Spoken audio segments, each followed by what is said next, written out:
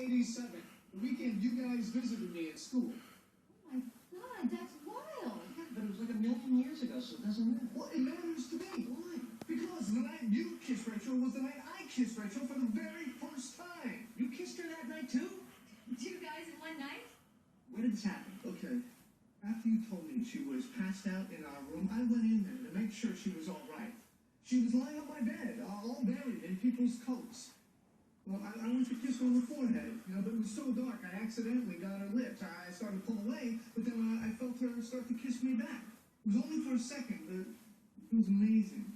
And now I find out that you kissed her first. What bed did you say she was on? Mine?